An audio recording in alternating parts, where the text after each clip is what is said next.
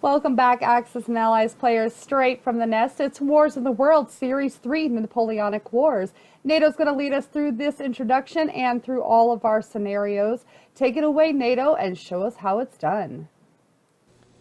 Hello everybody, this is Nato at the Nest with the first half of the 1808 turn of the Napoleonic Wars. And a couple announcements to get out of the way before for the turn before we start getting into the individual nations.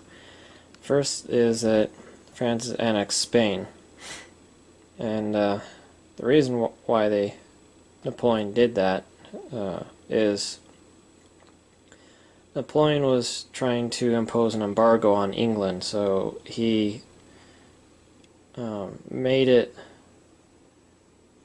he outlawed trading with England, obviously in France, but then he used his political influence and power to press on the other European nations to not trade with England. It's called the continental system. And Portugal, who has been an ally of Spain for years and years at this point, ignored Napoleon's decree and continued trading with England. And then even Spain itself, at least not officially, was trading with England. There's a lot of smuggling in Spain going on for British goods. And when the Spanish monarchy either failed / refused to do anything about their own people smuggling British goods, and then didn't do anything about Portugal trading with England, Napoleon sent troops down, occupied Spain, and kicked out the king and queen and installed his brother as a new king of Spain. And so, essentially annexed Spain. And it's considered probably Napoleon's first great mistake, is obviously it it knocks out France's only ally on the map, and France doesn't really gain anything from it other than tying down huge quantities of French troops and fighting in Spain, because the moment Napoleon did that, Spain instantly revolted. A lot of common people, as well as a lot of the Spanish military, revolted.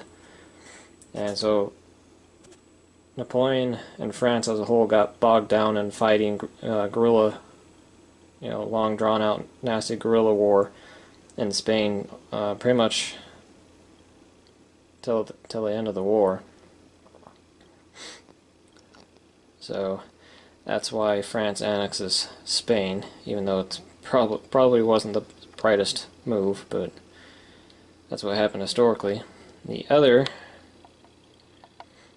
thing that happens is Russia has switched sides. Russia has left the British, Austrian, Prussian, and Swedish alliance and allied itself with France and declared war on Sweden. So that's the two big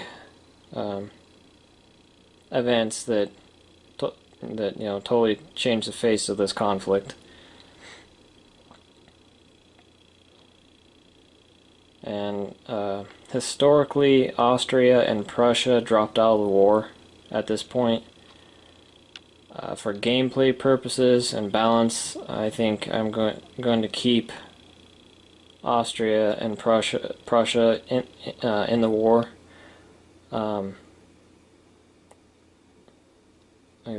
Mostly for gameplay purposes, so otherwise it'd just be France and Russia against England and Sweden. And yeah, that would I don't see that going very well for England or being very fair. So to keep it somewhat historically accurate, I think we're going to have it when Russia switches sides, Austria and Prussia sign a peace with Russia, just not France. So France can continue fighting Austria and Prussia. And so Russia is only at war with Sweden and England, but realistically Sweden, because Russia doesn't have a navy. So that's the big events of the turn. So we'll get into what the actual nations did. So England just built frigates and continued its infantry square research. Then Austria just built, recruited more infantry. Spain moved its capital to Venezuela. Chose Venezuela for the new capital because it's the closest territory that's not North America. It's the closest territory that's worth 2 or more IPP, and Venezuela gives a good position for Spain that if it wants to build ships, it can put them in either the Atlantic or the Pacific very easily, because Venezuela straddles both oceans. So the new Spanish capital is in Venezuela, and then next turn they can start building a factory and then start producing units again.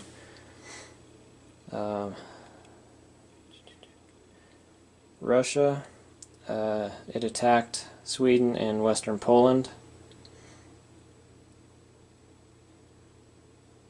and let's see, it caused 1 Russian casualty and 1 Swedish casualty, I believe. And then it invaded Vipery and successfully took that territory. And then, other than that, Russia just started pulling its forces out of Europe and started sending them north to go fight Sweden. Prussia toyed with the idea of taking forces in Berlin and attacking the French units that were in the Sudetenland, but decided against it. Decided just to play defense with Prussia, because realistically I don't think there's anything that Prussia can do to save Austria. Austria's probably going to collapse in the next turn or two, and there's really nothing Prussia can do about that.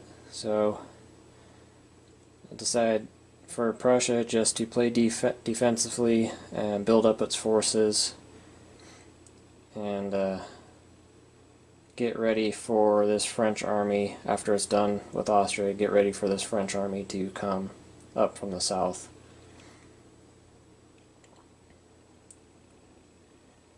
Sweden just built 2 infantry and a militia to get ready for the fight with Russia. Placed the militia in,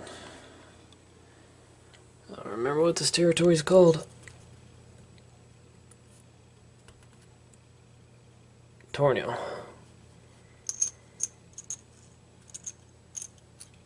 And then the 2 infantry in Stockholm.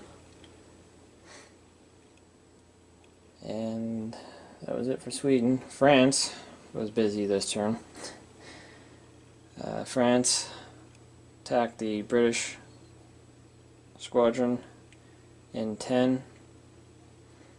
It's 3 frigates against 3 frigates. French managed to sink all 3 British frigates, but lost 2 of its own in the process. Oh, and Sweden sunk a French frigate. Oh, I'm sure you guys have probably guessed this, but I'll just point it out just to make sure that when France annexed Spain, all Spanish units just turned into French. And then, let's see, France attacked the Prussians in western Germany and contested the land and ruled quite well, inflicted 4 or 5 casualties on the Prussians for 2 of their own, so it was a good role for France. And then France, with Russia now out of the war, Austrians' northern screen vanished, so then the French took the Sudetenland by default, and then those French forces that were fighting Russia in the Sudetenland turned south and attacked Austria in conjunction with the French forces from Italy. Didn't take Austria out, but it reduced it quite significantly. As you can see, there's 1 infantry and two cannon left. And because France technically took the Sudetenland, that allowed France to make Imperial Guard rolls. And they had 5 infantry in the Sudetenland, and 4 of them hit, so France now has a nice stack of Imperial Guard units. So, really good turn for France. Russia switching sides is a really big boost to France, and it completely turns the scale of the ground war in Europe in France's favor. Oh, and France also invaded Portugal. All those Spanish units had turned into French. France used those to invade Portugal.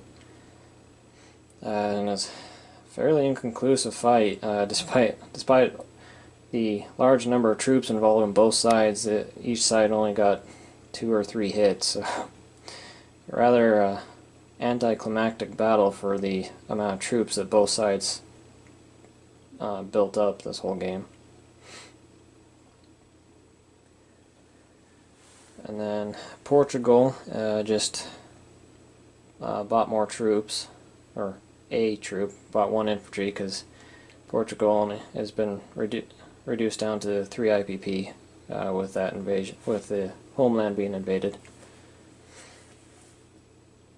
Let's see. America finally got to do something this turn. When France annexes Spain, America can invade Florida without causing a war with Spain. This is simulating Andrew Jackson's campaign down in the Floridas. So America took its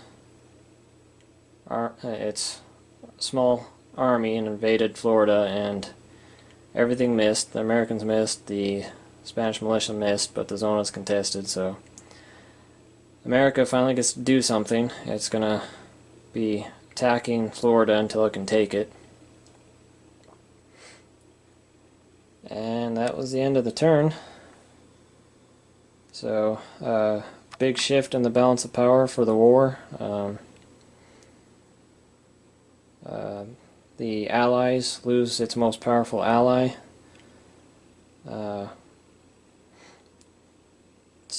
Spain gets exiled. France annexes Spain, gets exiled. Spain is moving its capital. America's invading Florida. And one good thing for the Allies out of this is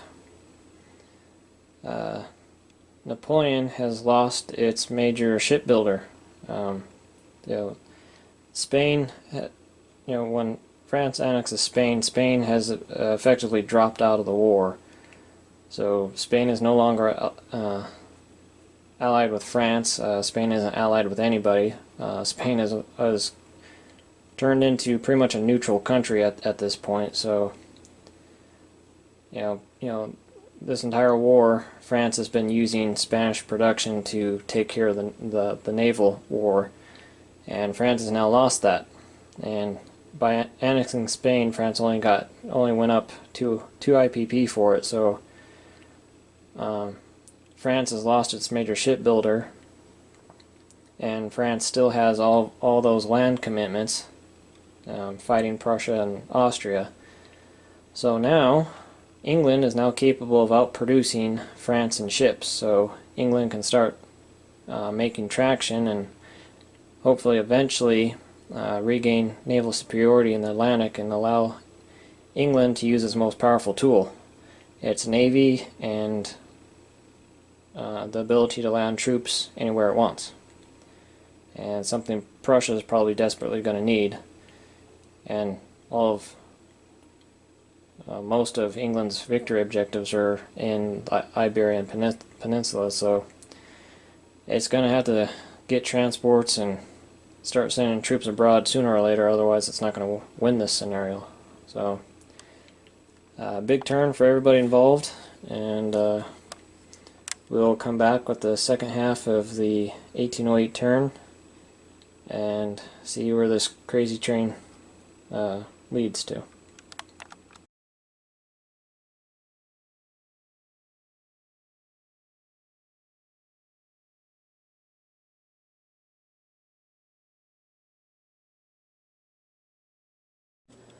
Hello everybody, this is Nato at the Nest with the second half of the 1808 turn of the Napoleonic Wars. And so England has done what it's done this entire game practically, just built more frigates and continued its research into infantry squares. And yeah, that was it for England. England has not really had much of an impact this scenario because it lost the naval war so quickly because they got diced horribly. So that's it for England. Spain has begun construction of its factory in South America, so it's put it on the tracker and is going to start moving it down the stages to be placed. And that's where that factory is going to end up at, in Venezuela. And that was it for Spain's turn. Not much it's going to be seen from Spain, as Spain's been reduced so significantly. Russia had a bad turn this second half of 1808. Russia attacked Russia attacked Sweden and Western Poland and didn't get any hits,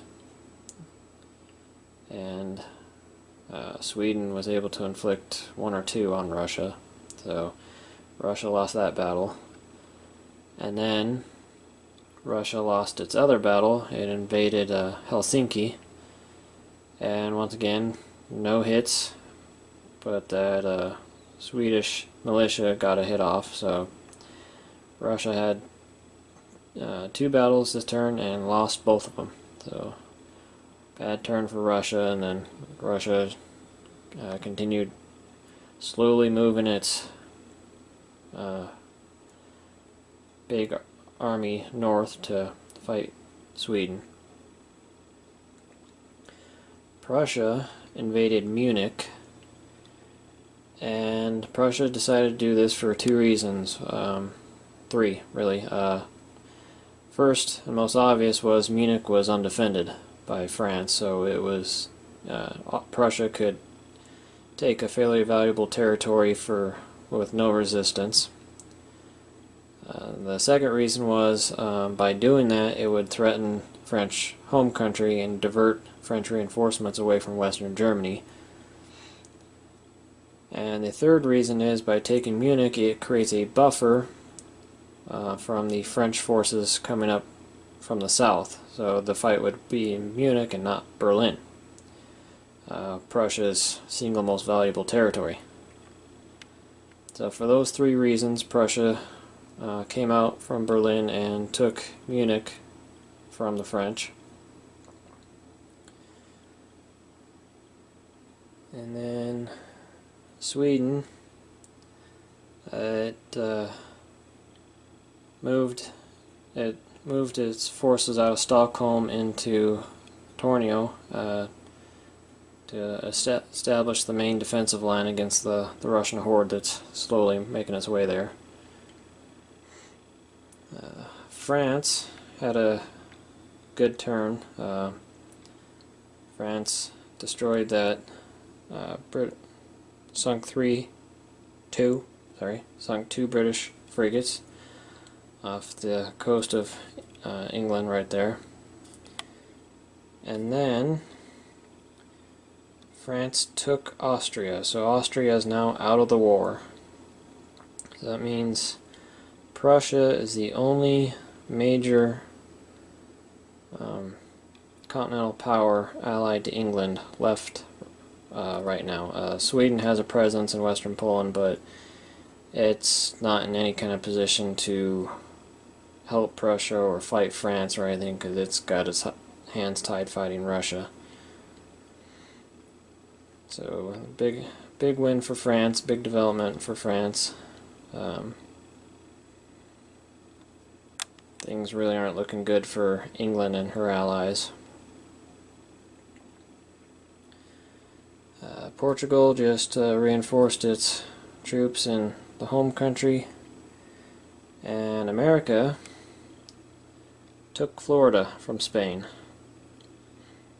So America has increased its size, increased its production, decreased Spain. So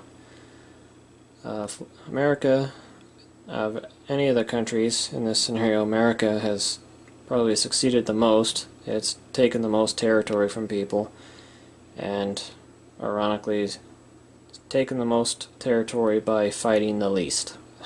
As weird as that sounds. And that was it for the turn. America gaining Florida, Austria's fall, and Prussia on the offensive. So, good turn for France, good turn for America, good turn for Prussia, crappy turn for Russia. So we'll end it there, and we'll come back next turn with the new year, 1909, and see what happens. Hey, thanks for watching Axis and Allies players. Don't forget to hit a squat on that like button. If you'd like to see more videos just like this, go ahead and click on our subscribe button. You can view all of our other videos on our playlists right here on Viper and NATO, straight from the nest, coming at you from historical board games, Z-Man Games, Parker Brothers, Hasbro, and Wizards of the Coast. Thanks for watching, guys, and we'll see you on the next round.